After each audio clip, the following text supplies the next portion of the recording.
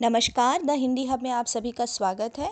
हमने नया रास्ता का अध्याय 7 का आधा भाग पढ़ लिया था, आधा भाग बाकी था। हमने पढ़ा था कि मायाराम जी जब गए थे सरिता के घर तो क्या क्या बातें हुई थी अमित और सरिता के बीच में। अब हम देखते हैं जब अमित का परिवार अपने घर आ गया है तो उनके बीच में क्या बातें हो रही हैं। चलिए तो शुरू करते हैं नया रास्ता अध्याय 7 का बचा हुआ आधा भाग।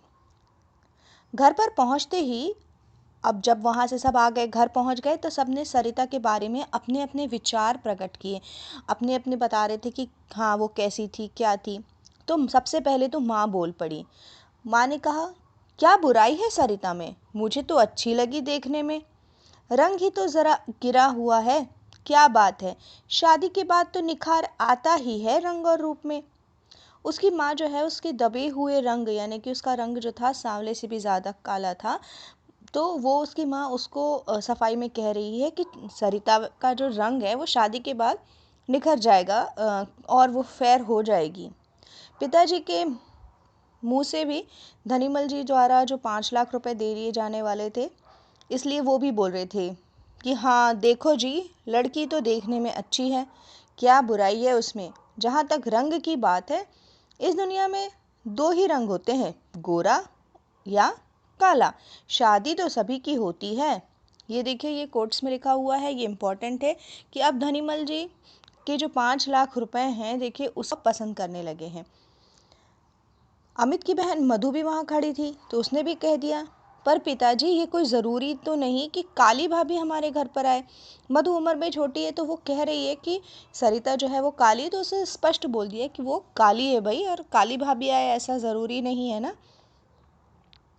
तो उसके पिताजी ने उसे ये कह दिया कि तू चुप रह, तू क्या जानती है इस बारे में। मतलब पापा बड़े हैं तो वो अपनी बेटी को उन्होंने थोड़ा सा डांट दिया। फिर पिताजी ने अमित से पूछा, अमित सरिता के बारे में अब तुम्हारे क्या विचार हैं। देखो भाई, माँ को भी अच्छी लग गई, पापा को अच्छी लगी, बहन को काली लगी तो बहन तो छोटी छोड़ दो, तुम्हें कैसी लगी। अमित काफ़ी उदास नज़र आ रहा था। उदासी भरे स्वर से बोला, स्वर यानी आवाज़ बहुत सैड था, वो उदास था। उसमें बोला, पिताजी आप मुझसे क्या पूछ रहे हैं। आपने मेरी शादी धनीमल जी की बेटी से करने की ठान ही ली है तो कर दीजिए। जहाँ तक मेरी पसंद की बात है, मुझे सरिता बिल्कुल भी पसंद नहीं है।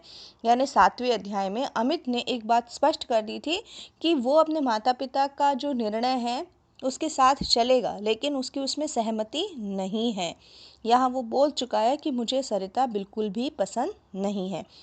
बेटे के ये शब्द सुनकर दयाराम जी को, यहाँ देखिए दयाराम जी लिखा हुआ है, मायाराम जी होना चाहिए।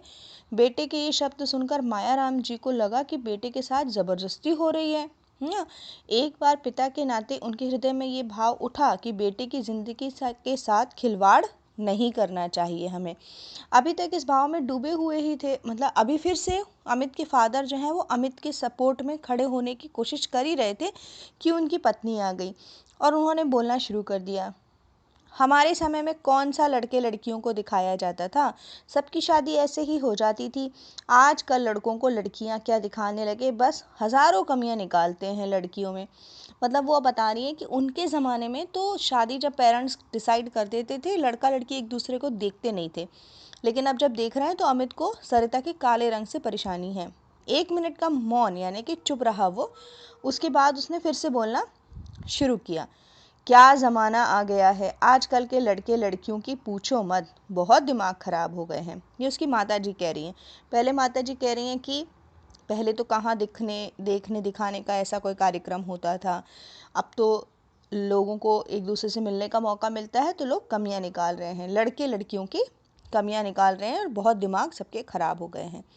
ये सभी व्यंग अमित चुपचाप सुनता रहा। व्यंग मतलब होता है टॉन्ट, ताने। तो अमित जो था चुपचाप सुन रहा था। पढ़ा लिखा नवयुवक होने के फलस्वरूप भी उसमें इतना साहस नहीं था कि वो माँ की बात का विरोध कर सके। माँ के व्यंग उसके हृदय में तीर की भांति चुभ रहे थे, परंतु वह इतना साहस न बटोर पाया को माँ को कुछ भी कह सकता। चुपचाप छोटा सा मुंह लेकर अपने कमरे में चला गया।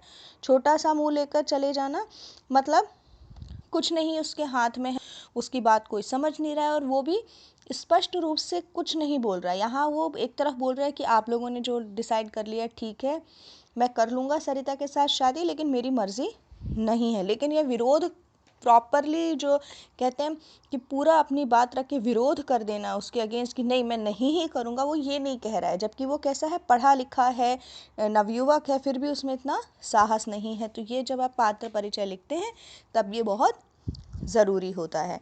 तो इसमें कुछ शब्द आए हैं जैसे एकांत यानी अकेला, अलोन, तपाक से यानी एकदम तेजी के साथ, क्विकली, निसंकोच यानी बेधड़क, फियरलेसली, विदाउट एनी हेजिटेशन, ऐसे कुछ शब्द आए थे। और इसके जो मुख्य प्रश्न उत्तर हैं वो हम अगले वीडियो में ज़रूर देखेंगे। इसके पहले हम वीडियो सारे ख़त्म कर लेते हैं अपने चैप्टर्स, और उसके बाद हम क्वेश्चन आंसर्स पर भी जल्दी ही आएंगे। आपको मालूम होगा हमने पहले चैप्टर के कुछ क्वेश्चन आंसर किए हुए हैं, बाकी चैप्टर्स के भी क्वेश्चन आंसर आपको स्लाइड्स मिलती रहेंगी। तब तक आप ये अध्याय 7 कंप्लीट कर लीजिए, हम अध्याय 8 अगले वीडियो में पढ़ेंगे। हिंदी हब से मैं पायल आपसे विदा लेती हूँ। नमस्कार।